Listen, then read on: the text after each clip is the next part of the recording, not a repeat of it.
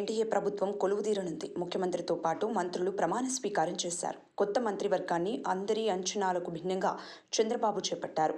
చాలా మంది సీనియర్లను పక్కన పెట్టారు. సామాజిక సమీకరణాలకు ఎక్కువ ప్రాధాన్యత ఇచ్చారు. అలాగే మహిళలతో పాటు బీసీలకు ఎక్కువ పదవులు ఇచ్చారు. సామాజిక సమీకరణాల విషయంలో క్షత్రియ వర్గానికి ఛాన్స్ దక్కలేదు. దీంతో ఆ వర్గానికి స్పీకర్ పదవి కేటాయిస్తారని ప్రచారం జరుగుతోంది. మరో మంత్రి పదవి ఖాళీగా ఉంచడంతో రకరకాల ఊహాగానాలు వ్యక్తమవుతున్నాయి. మంత్రివర్గంలో బీసీ వర్గానికి చెందిన కింజారపు అచ్చెన్నాయుడు, కొల్లు రవీంద్ర, అనగాని సత్యప్రసాద్, కొలుసు పార్థసారథితో సహా 8 మంది బీసీ నేతలకు అవకాశం ఇచ్చారు.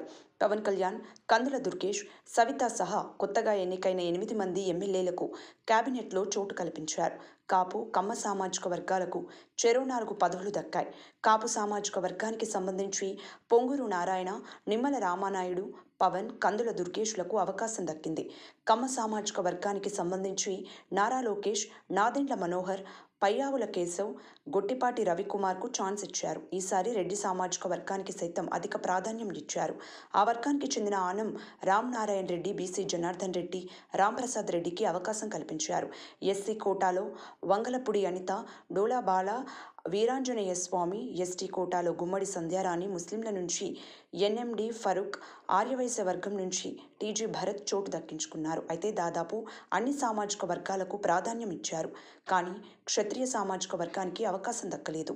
ఆ వర్గానికి చెందిన అశోక్ గజపతిరాజు కుమార్తె అదితి గజపతిరాజు, రఘురామకృష్ణరాజు ఇలా చాలా మంది ఉన్నారు. అయితే రఘురామకృష్ణరాజుకు స్పీకర్ పదవి ఇస్తారని ప్రచారం జరుగుతోంది.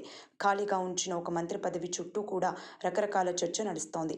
స్పీకర్ పదవి కోసం రెడ్డి, ఎస్సీ సామాజిక వర్గాల నుంచి కొన్ని పేర్లు పరిశీలనలో ఉన్నట్లు ప్రచారం జరుగుతోంది.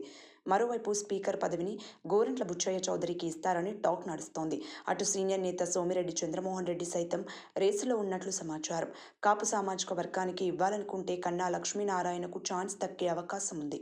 ఒకవేళ ఎస్సీల పేర్లు పరిశీలనకు వస్తే నక్క ఆనందబాబుకు ఇచ్చే అవకాశాలు ఉన్నట్లు ప్రచారం జరుగుతోంది. అయితే ఇప్పటికే రఘురామకృష్ణరాజు తనకు స్పీకర్ పదవి చేయాలని ఉందని చెప్పుకొచ్చారు.